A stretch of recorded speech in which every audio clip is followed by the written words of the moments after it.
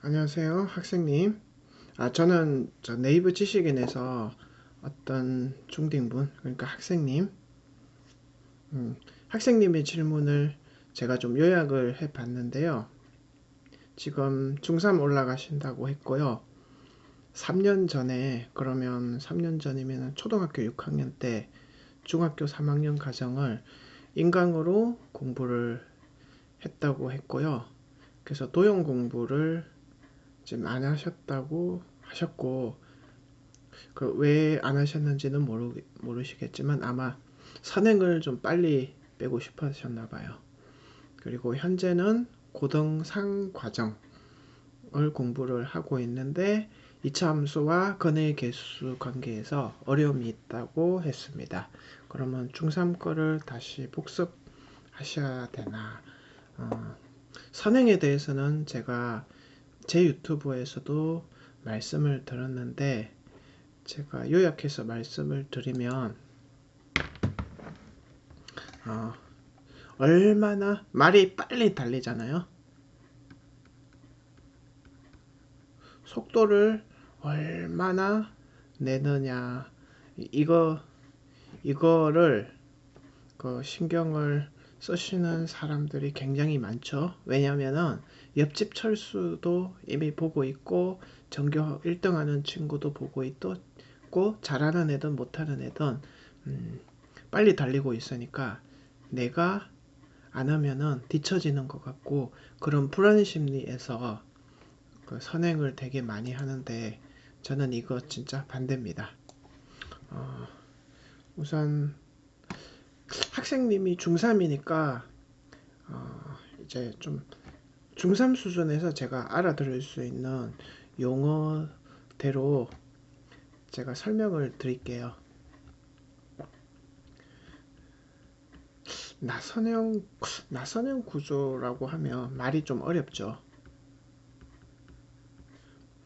중학교 1학년, 중학교 2학년, 중학교 3학년.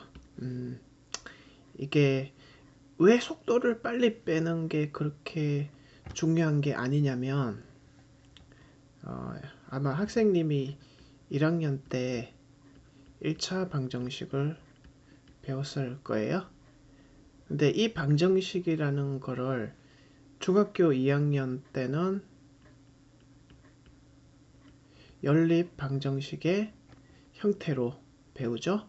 중3이 되면 2차 방정식의 형태로 배우게 된단 말입니다. 그러면 이제 초딩 때로 내려가면 초딩 때도 똑같이 방정식이라는 형태가 있어요. 근데 이게 초딩 때는 어떤 형태로 나타나냐면은 뭐 어떤 수를 2배하고 6을 더했더니 16이었습니다. 어떤 수를 구해보세요 라고 하면, 이제 초딩 때는 요거를 여기 10 되시는 거 보이죠? 거꾸로 생각하면 요 부분이 10이 돼야 되니까 네모는 5다 이런 식으로 배우는데, 이거는 중학교 때는 문자를 써서 이렇게 배우잖아요.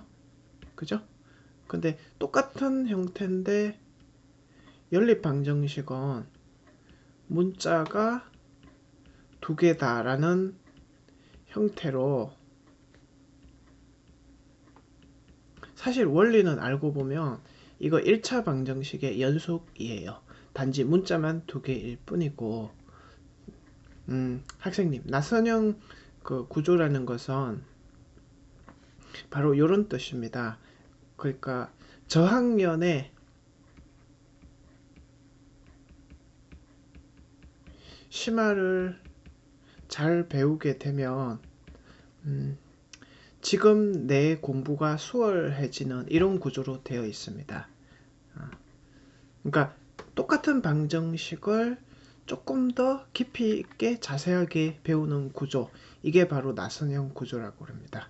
그러면 이 나선형 구조에서 학생님이 이 사례를 보니까 초등학교 6학년 때, 그러면은 3년 전이니까 초등학교 6학년 때 이거를 인강으로 막 배웠잖아요. 그러면은 아마 초딩 때 이랬을 것 같아요. 3학년 과정에 인강 공부를 했을 때 저 뒤에 있는 그 내용을 배웠기 때문에 이거를 아주 어렵게 배웠을 거예요. 그러니까 초딩 때 요 방정식의 심화가 잘 되어 있으면은 중3 때 배우는 내용이 아주 까다롭거나 어렵게 느껴지지 않았을 텐데 초등학교 6학년 때 3년을 먼저 건너뛰어서 배웠기 때문에 중학교 3학년 때 그냥 자기 학년에서 배웠으면은 요 부드럽게 이해가 됐어야 될 거를 6학년 아직 배경 지식도 많지 않은 상황에서 배웠기 때문에 이 지금과 같은 지금 현타 오셨다 그랬잖아요. 왜 이런 현타가 왔냐면은 너무 어렵게 공부를 하셔서 그래요. 이 중학교 1학년 방정식, 2학년 방정식에서 이 연립 방정식 속에도 여러 가지 뭐 활용 문제나 예를 들면 소금물 문제, 그리고 도형에 관한 넓이에 관한 문제들이 충분히 그 다양한 종류의 활용 문제가 있거든요. 그거를 경험을 하고 요렇게 그 많은 경험 속에서 중학교 3학년 공부를 했다면은 좀 이렇게 자연스럽게 제가 실을 하나 가져올게요. 실이 없어서 제가 요걸 보여드릴게요. 이게 그 이어폰 줄인데요. 요게 부드럽게 타고 가는 그런 유연한 느낌으로 갔어야 했는데 그냥 바로 중3 거를 해버리면은 이렇게 가다가 실이 가다가 한번 끊기고 또 한번 끊기고 요거를 막 연결을 해줘야 되기 때문에 이건 굉장히 어렵게 느껴집니다. 자, 그러면은 선행에 대해서는 이렇게 말씀을 드리고, 그럼 지금 상황에서는 고등학교 상과정 이거를 공부하지 말기를 권합니다. 그러면 뭘 해야 되는지 제가 말씀을 드리면, 지금이라도 지나간 거 있잖아요. 중2 방정식이라든지 중1 방정식에서 심화 부분을 공부를 하기를 저는 권합니다. 그리고 그 심화가 이제 안정적으로 잘 풀린다는 그 가정하에서는 이제 아직 중3도 되지 않았잖아요.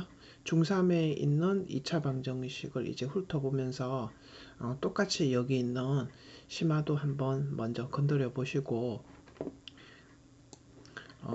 그게 이제 잘 된다고 그 판단이 들면 그때 고등학교 상을 공부하는 거거든요. 저는 학생님들께 선행을 하지 마십시오 라는 얘기는 안 합니다. 대신에 심화가 빠진 선행은 하지 마십시오 라고 권합니다.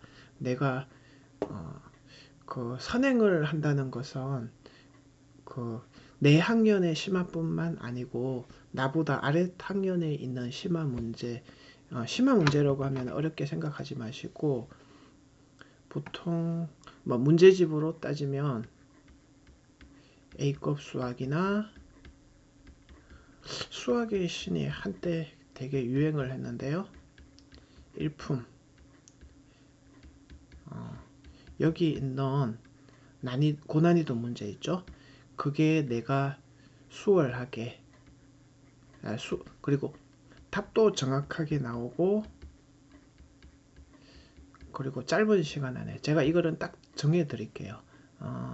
보통 1, 2분 안에 늦어도 2분 안에고요.